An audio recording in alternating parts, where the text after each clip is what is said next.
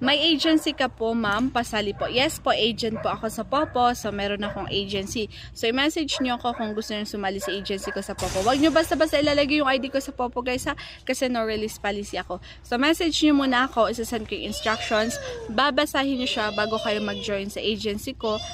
Tapos, after nyo sumali sa agency ko, mag-join kayo sa GC kasi sa GC nandun lahat ng tutorials ko, guidance, reminders, at saka mga pa-free gifts natin, okay? So, pag magsisipag kayo kay Popo, guys, na mag-tasking araw-araw, magla-live araw-araw, makakaipon kayo ng points to withdraw, makakapag-payout po kayo, okay? So, yung mga nakakapag-payout sa Popo, sila po yung mga araw-araw na nagta-tasking. So, depende, guys, sa mga tasking na gagawin nyo kasi maraming tasking sa Popo. So, points yung iipunan nyo dito sa Popo para makapag-payout kayo. So, sa 100,000 na points, $10 yun, 500 plus pesos po yan, pwede nyo po siyang i-payout gamit yung GCash nyo, Maya nyo, or bank accounts nyo. Kaya kung gusto nyo i-try